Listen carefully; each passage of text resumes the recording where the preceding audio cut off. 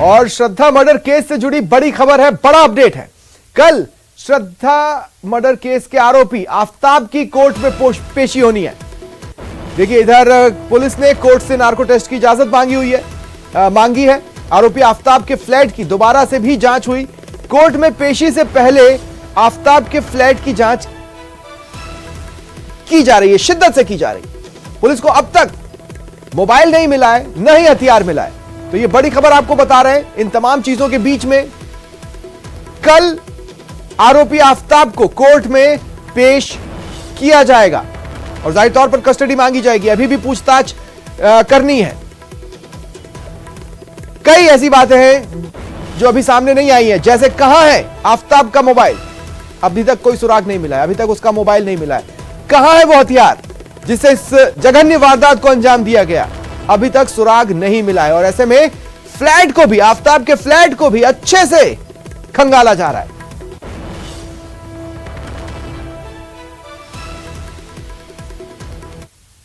श्रद्धा murder case के सबूत police के सामने हैं। कत्ल का आरोपी पुलिस की गिरफ्त में है। जिस जंगल में शव के टुकड़ों को ठिकाने लगाया गया, उस जंगल का पुलिस चप्पा चप्पा छान चुकी है। लेकिन श्रद्धा मर्डर केस में ऐसे कई राज हैं जिन पर से जैसे जैसे पर्दा उठ रहा है, ये मर्डर मिस्ट्री और ज्यादा खौफनाक होती जा रही है।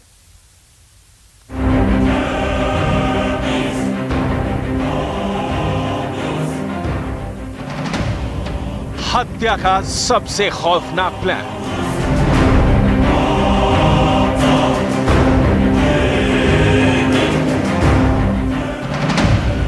एक मर्डर और साजिश की 100 परतें।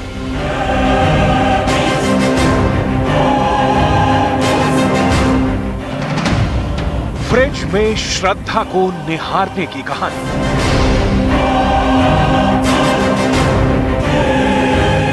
मर्डर के सबूत पुलिस के सामने है।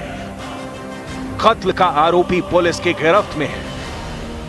जिस जंगल में शव के टुकड़ों को ठिकाने लगाया गया, उस जंगल का पुलिस चप्पा चप्पा खाक छान चुकी है। लेकिन श्रद्धा मर्डर केस में ऐसे कई राज हैं जिन पर से जैसे जैसे पर्दा उठ रहा है, ये मर्डर मिस्ट्री और ज्यादा खौफनाक होती जा रही है।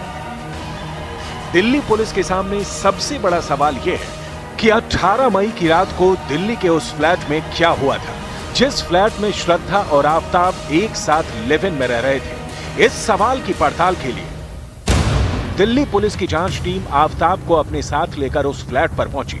सूत्रों के मुताबिक फ्लैट में पूरे क्राइम सीन को रिक्रिएट किया गया। क्राइम सीन रिक्रिएट करने के लिए फ्लैट में एक पुतले का इस्तेमाल किया गया। जांच में पता लगा है कि 18 मई की रात आफताब की पिटाई से श्रद्धा बेसुध हो गई थी और उसी हालत में आफताब ने श्रद्धा की गला दबाकर हत्या कर दी। पुलिस पूछताछ में खुलासा हुआ है कि बिल्कुल पेशेवर अपराधी की तरह ही आफताब ने इस कत्ल की वारदात को अंजाम दिया और यही वजह है कि घर से पुलिस और फोरेंसिक टीम को खून का एक भी धब्बा नहीं मिला है। लेकिन किचन से एक खून का धब्बा जरूर बरामद हुआ है। लेकिन अभी ये कहना जल्दबाजी होगा। पुलिस का कहना है कि ये खून का धब्बा क्या श्रद्धा का है या फिर ये खून का धब्बा आफताब का है या फिर किसी मांस के टुकड़े का। अपनी लिव इन पार्टनर श्रद्धा का कत्ल करने के बाद आरोपी आफताब इतना कॉन्फिडेंट था कि बिना किसी झिझक या घबराहट के उसने कत्ल के बाद शव को ठिकाने लगाने की पूरी प्लानिंग तैयार की। महाराष्ट्र की वसई पुलिस ने श्रद्धा के बैंक खातों की जांच की तो पता लगा कि श्रद्धा के खाते से 54,000 रुपए का ट्रांजैक्शन हुआ है। इनमें से आफताब ने 18,000 रुपए अपने खाते में ट्रांसफर किए थे। इन पैसों का इस्तेमाल आफताब ने श्रद्धा की बॉडी के टुकड़े करने के लिए आरी खरीदने में किया था। यही नहीं, इन्हीं पैसों से उसने परफ्यूम की 250 बोतलें भी खरीदी। जिस फ्रिज में आफताब ने श्रद्धा के शव के टुकड़े रखे थे, उसे खरीदने में भी उसने उन्हीं पैसों का इस्तेमाल किया। जांच में यह भी दावा किया जा रहा है कि आरोपी आफताब ने श्रद्धा की हत्या करने के बाद उसके क्रेडिट कार्ड का बिल भी भरा है। आफताब को शक था कि अगर श्रद्धा के क्रेडिट कार्ड का बिल ड्यू डेट पर नहीं भरा गया तो बैंक के अधिकारी श्रद्धा के परिवार वालों से संपर्क करने की कोशिश करेंगे, जिसके बाद परिवार श्रद्धा को भी खोजने की कोशिश करेगा। देश की सबसे बड़ी मर्डर मिस्ट्री को क्रैक करने में जुटी पुलिस के सामने आफताब के वसई कनेक्शन को क्रैक करने की चुनौती है। वसई के इसी यूनिक पार्क अपार्टमेंट के फ्लैट नंबर 301 में आफताब अपनी गिरफ्तारी से 15 दिन पहले पहुंचा था। 301 नंबर के इस फ्लैट में आफताब का परिवार पिछले 20 साल से रह रहा था, लेकिन अपनी गिरफ्तारी से 15 दिन पहले आफताब ने अपने पिता को इस फ्लैट से किसी दूसरी जगह शिफ्ट कर दिया। श्रद्धा पालकर हत्याकांड का मुख्य आरोपी आफताब पूनावाला महज 15 दिन पहले मुंबई से सटे पालघर के वसई रोड में अपने घर पर मौजूद था और अपने घर पर वो माता पिता के साथ यहाँ पर आया हुआ था और घर शिफ्ट करने की वजह से वो दिल्ली से मुंबई यहाँ पर आता है। इस समय न्यूज़ 18 इंडिया की टीम वसई ईस्ट के यूनिक पार्क अपार्टमेंट में है और वो दिखाना चाहेंगे कि यूनिक पार्क के सी विंग के तीसरे फ्लोर पर जो 301 फ्लैट नंबर है आमीन पूनावाला, ये आफताब का घर है। आमीन आफताब के पिता का नाम है आमीन पूनावाला और 15 दिन पहले ही यहाँ पर आमीन पूनावाला और उनके बेटा आफताब ने पूरे घर को खाली कर दिया और घर को खाली करने के बाद वो यहाँ से मीरा रोड शिफ्ट हो चुके हैं। साधारण दिखता था, शांत मिजाज का था, किसी से कुछ ऐसा झगड़ा वगैरह भी कभी सोसाइटी में नहीं हुआ। अब सवाल है कि अपनी गिरफ्तारी से 15 दिन पहले आफताब दिल्ली से मुंबई क्यों आया? क्यों 20 साल पुराने घर को खाली करने वो खुद वसई आया? घर खाली करने के बाद आफताब का पूरा परिवार कहां गया? क्या आफताब और उसके परिवार को पता चल गया था कि पुलिस उनके घर तक पहुंच सकती है? इन सवालों का जवाब पूरे केस को क्रैक करने के लिए जरूरी है, ताकि आफताब के गुनाहों पर पड़ी हर परत को हटाया जा सके।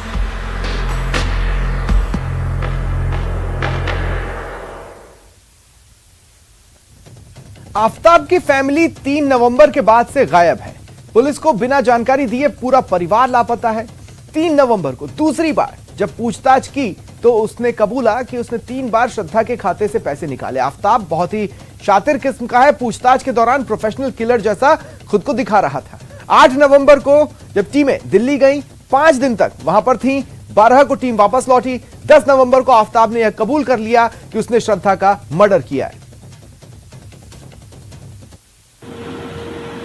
आपने बयान में सर क्या बताया? मिसगाइड कर रहा था, सेकंड टाइम पर कुछ चीजें आप लोगों के पास थी जिससे वो कहीं ना कहीं इस बात के लिए आप एक्सेप्ट किया कि उसने क्या किया है। उसके जो स्टेटमेंट दिया था उसने, मतलब जो प्रिलिमिनरी इंक्वायरी किया था उसके बाद में उसको जो स्टेटमेंट रिकॉर्ड किया था उसके हर टाइम उसका स्टेटमेंट में उसको वेरिएशन था, विसंगति था। सर अच्छा, आफताब के बयान के बाद ही उसके मम्मी पापा भी यहाँ से चले गए हैं, 20 साल से रहते थे, क्या वो अभी आपके संपर्क में हैं? आपको लोगों को बता कर गए, कहीं गए? नहीं, आफताब के मम्मी पापा गए, वो अभी लोग बोल रहे हैं, लेकिन हमारे संपर्क में नहीं हुए। सर आफताब कितनी बार जो है श्रद्धा के अकाउंट से विड्रॉ किया उसके मर्डर ट्रांजैक्शन को लेकर क्या कुछ जानकारी सर? जो बैंक डिटेल्स हमने निकाला है उसमें 2-3 बार पैसा निकाला है।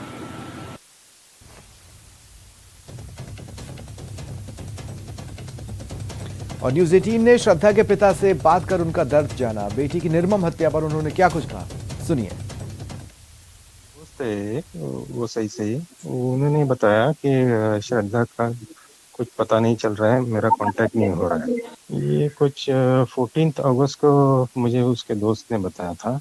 उसके बाद 15 अगस्त को हम थोड़ा डिस्कस करके फिर हम लोग पुलिस में जाके कंप्लेंट कराने की कोशिश की। कुछ मई से वो मिसिंग हुई थी, तो पुलिस ने थोड़ा सा मतलब ये बताया कि ये इतना टाइम से अगर मिसिंग हुई है और वो दिल्ली से हुई है तो कैसे हम कोशिश करेंगे। तब फिर हम बोले कि नहीं, ये तो मिसिंग हुई है तो आपको तो कंप्लेंट लेनी है, तो आप ज़रा कोशिश कीजिए। जी जी, मेरे साथ जब भी वो दिल्ली पुलिस के सामने खड़ा किया तब उसने मुझे बताया कि श्रद्धा इज़ नो मोर। तो फिर बाद में मुझे तो वो शॉक लगा सुन के, तो बाद में उसने मुझे बताया कि ये मैंने उसका मर्डर किया है। वो झगड़ा तो बीच बीच में होता ही था उसका, और श्रद्धा भी उससे नाराज थी बहुत। मुझे तो ये वाकया जो किया है उसने बहुत बुरा किया है, उसकी सजा तो उसको ऐसे ही होनी चाहिए, कम से कम फांसी दिलाए। यूपी की राजधानी लखनऊ में निधि नाम की एक लड़की को दोस्ती न करने का खामियाजा अपनी जान देकर चुकाना पड़ा। आरोप है सूफियान नाम के लड़के ने दोस्ती न करने पर निधि को 4 मंजिला इमारत से नीचे फेंक दिया।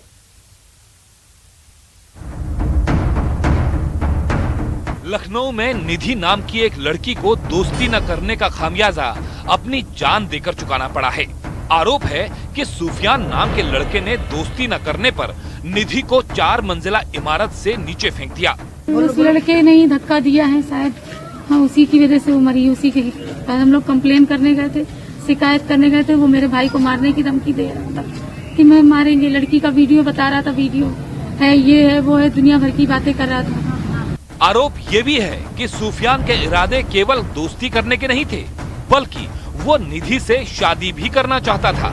इसके लिए निधि पर वो धर्म परिवर्तन करने का दबाव भी बनाता था। मामला लखनऊ के दुबग्गा के डूडा कॉलोनी का है।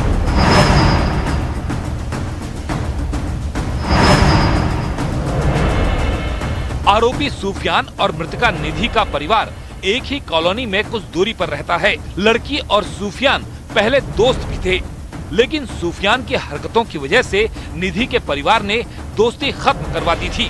फिर भी सूफियान लगातार निधि पर दबाव बनाता था और बार बार किसी वीडियो का जिक्र कर परिवार को डराता भी था।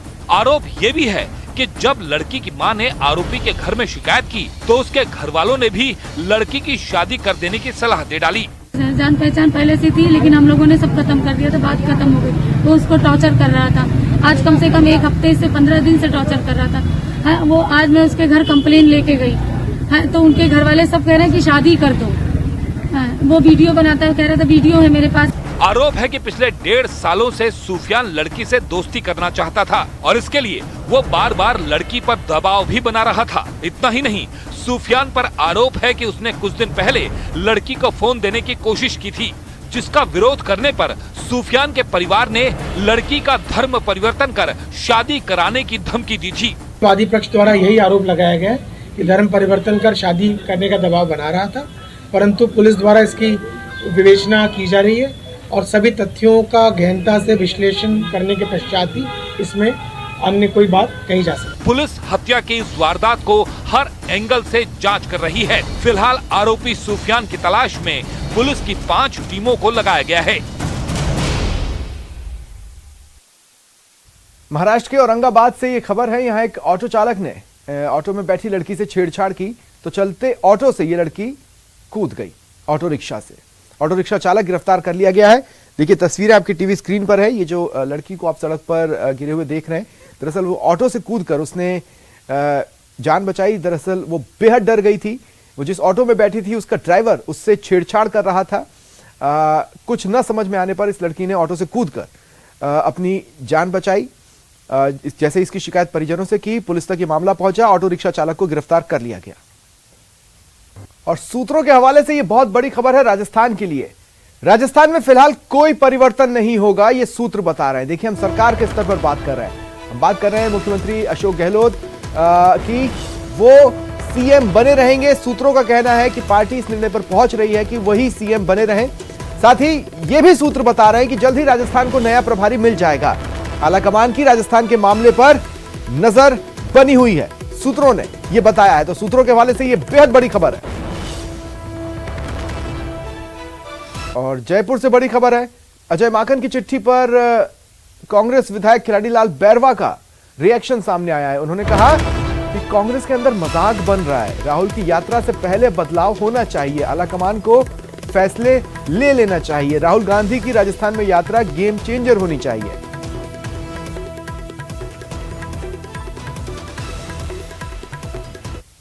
कांग्रेस के षड्यंत्र में कार्यकर्ताओं की बलि चढ़ना इस पार्टी की रीति नीति है। सिर्फ एक परिवार को कष्ट नहीं पहुंचना चाहिए, यह आरोप लगाया है पूर्व केंद्रीय मंत्री और बीजेपी सांसद राज्यवर्धन सिंह राठौड़ ने।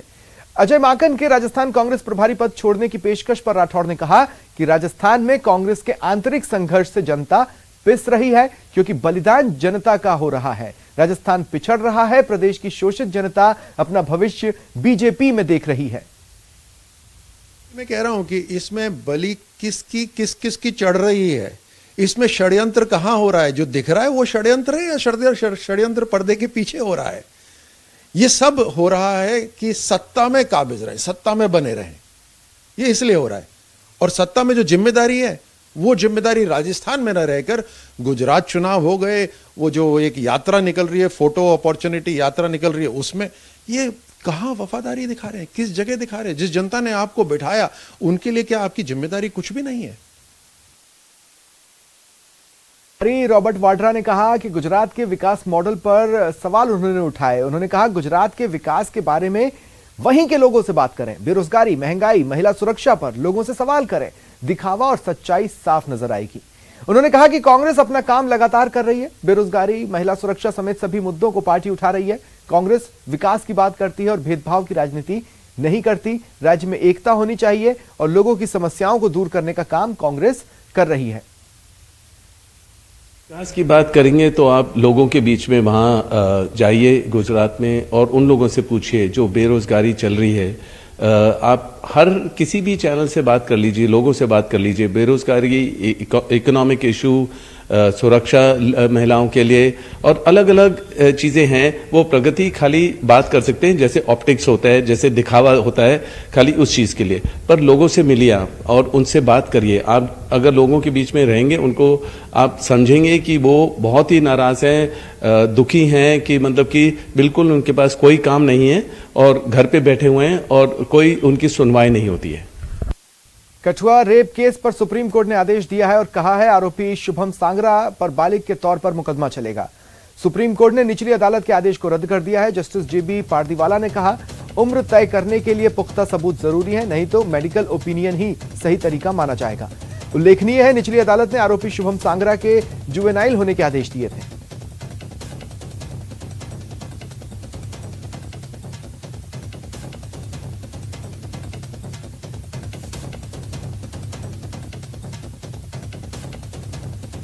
इंडोनेशिया के बाली में आयोजित G20 शिखर सम्मेलन में आज भारत को G20 की आधिकारिक रूप से अध्यक्षता मिल गई।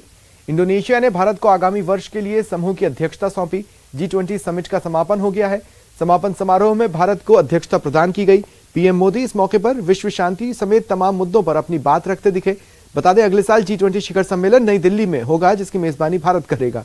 G20 समिट के समापन पर पीएम मोदी ने कहा भारत अपनी G20 अध्यक्षता के दौरान इंडोनेशिया के सराहनीय इनिशिएटिव को आगे बढ़ाने का भरसक प्रयत्न करेगा। भारत के लिए यह अत्यंत सुखद संयोग है कि हम G20 अध्यक्षता का दायित्व इस पवित्र द्वीप बाली में ग्रहण कर रहे हैं। भारत और बाली का बहुत ही प्राचीन रिश्ता है। G20 की अध्यक्षता का दायित्व इस पवित्र द्वीप बाली में ग्रहण कर रहे हैं। भारत और बाली का बहुत ही प्राचीन रिश्ता है।